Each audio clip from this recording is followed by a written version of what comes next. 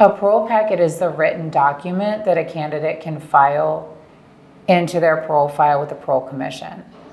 The state can also file in that same parole file, and the commissioner or hearing officer responsible for the case will read that file and use it to make their decision. If you choose not to file a parole packet,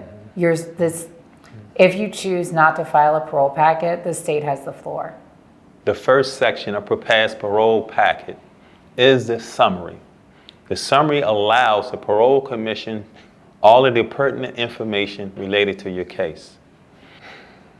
It is important to verify all of the information that's contained in there, because this will be the parole commission's option of choosing where they want to go to. The next section of the parole packet is the advocacy letter.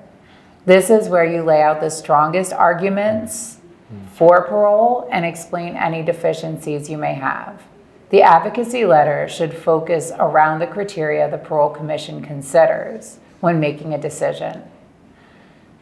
It can include citations from the dashboard, the life story, and letters and evaluations. At the end of the advocacy letter, you should make a direct ask of the Parole Commission. That ask could be for a delayed release, an immediate release, or a rehear, and should include the reasons why you are making that ask and any specific stipulations or classes you'd like to have added. This is followed by the life story. The life story allows the candidate to provide a clear concept of his crime, what took place, why it took place, the underlying factors, and what you've done to rehabilitate yourself during this particular time. This allows you and enables you to provide a humanistic quality to who you are. A statement of remorse is generally included in the life story, but in cases where there's a loss of life, serious harm or injury, or a significant danger to others, a separate remorse statement may be necessary.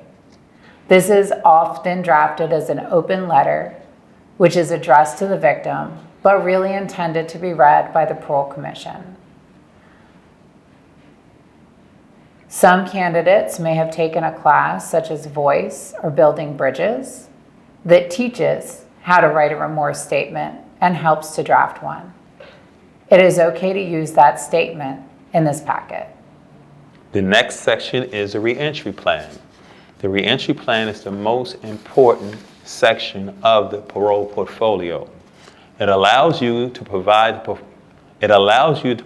Parole Commission with your home plan, your release plan, and any support plans that's available for you for reentry. Now, if you do not have any type of reentry services, you can use Prepares, because Prepare has a number of contacts that can help you re-enter the community. Evaluations and letters are the next to last section of the parole packet. Evaluations generally come from work and school, and letters can come from anybody who knows the candidate. At the beginning of this section, there should be an inventory of all the letters that details who wrote the letter and gives their title or who they are to the candidate. This section should include highlights and quotes from the letters, pulling out the best sentence from each one to give an overview of the candidate through the eyes of everyone who knows them. The final section is a certificate and related documents section.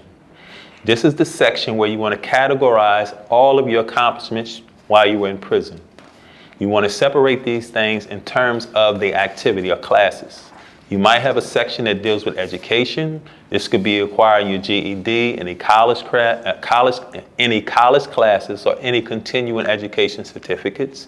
It could deal with vocational training, any type of shops that you completed, whether it's information technology, plumbing, residential wiring. Or it can deal with cognitive behavior programs. Anything that the social work department or the case management department provides, you can have certification and categorize it according to that. Prepare's video workshops will give you an in-depth look at each section of the parole packet, help you find the necessary information, teach you how to write the sections, and tell you what's important to include. Remember that candidates with short sentences and nonviolent crimes often have smaller packets that may not include all of the sections covered in the workshop.